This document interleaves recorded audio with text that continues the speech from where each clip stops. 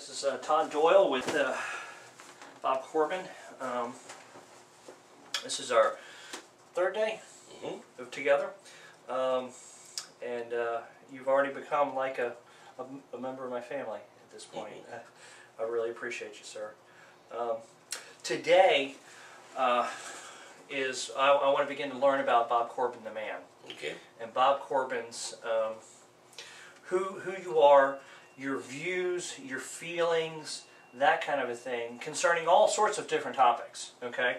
Now, the topic for this particular phase of the interview, I would like to focus on your ideas about success in leadership.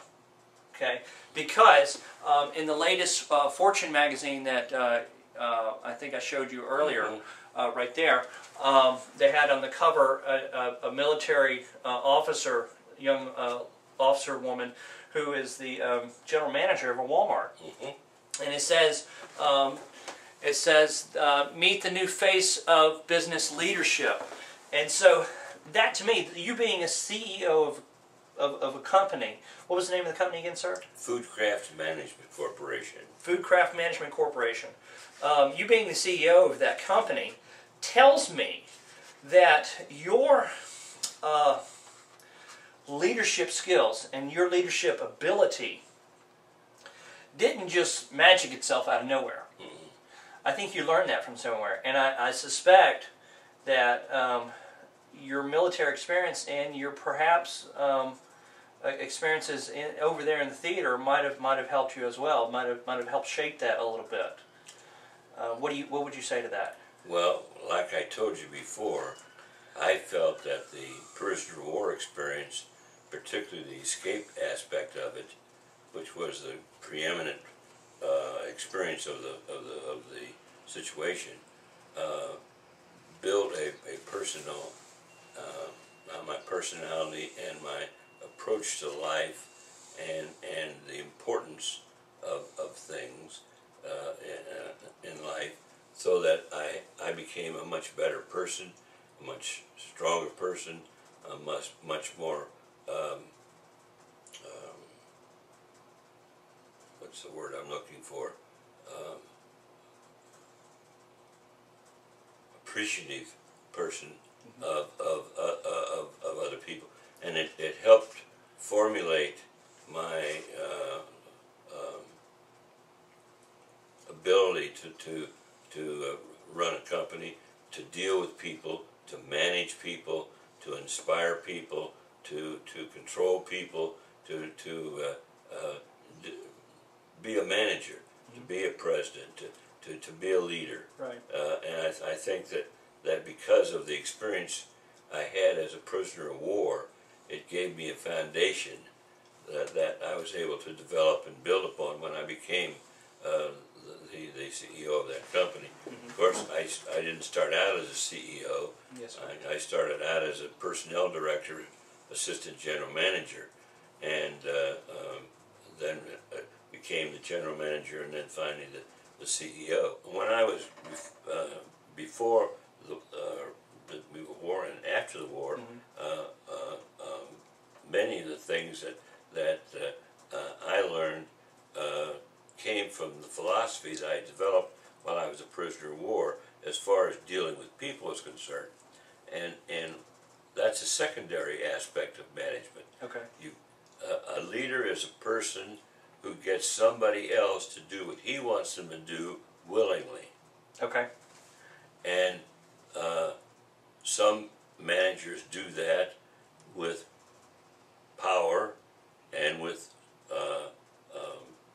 threats and so on. Others do it with stimulation and ability to persuade people to do what you want them to do. And a leader has to be able to do that. Now, in the Army, the leadership in the Army can take the same type of what I want to say, aspect. Okay. In other words, you can have a leader who inspires and who gets people to follow him willingly, or you can have a leader who gets people to follow him because he's driving them. Okay. And Because he's the boss. because he's the boss, I see. and you have, and I'm sure Mr. Graham will tell you that in the Marines, man, you didn't question. Mm-hmm. And see, that's one of the parts of discipline. In order to maintain discipline, you've got to get people to be willing to do what you want them to do in some manner or other. Yes, sir. And sometimes that's by threatening them, or by putting the fear of God in them, and sometimes it's by inspiring them with your ability to lead them. Okay. And this becomes an important part of leadership. Okay. And I'm sure Mr. Graham will tell you that in the Marines, most of the time, you will find the sergeants who are the backbone of all armies. Right. Non-coms are the key people in running an army. Do it in both ways. There's the guy who everybody admires and is willing to. There's a four-way step that we talk about. Okay. There's the person who is what's the word I'm looking for? Give me a second here. Okay. The closed mind, the open mind, confidence, and belief. If you have a closed mind, it means that no matter what I ask you to do or what I tell you to do, you're going to fight me all the way because you don't agree with me and you don't like me, and no matter what I say, you're going to disagree. Okay. Then you have a fellow with an open mind who may or may not agree with you. Yes, sir. And he may or may not disagree with you, but he'll do it because you're the sergeant and you told him to. And then you got the guy who, with confidence, who builds confidence, with whom you built confidence in you, who will follow you because he's confident in your leadership. Right.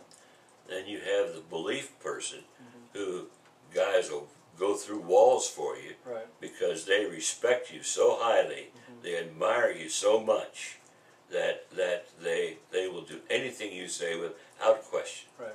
And they believe in you, and because they believe in you, they are willing to go through hell for you. Sure. And I'm sure Mr. Graham will tell you that there's a lot of Marines that have a lot of belief, and there's a lot of Marines that have closed minds. Okay.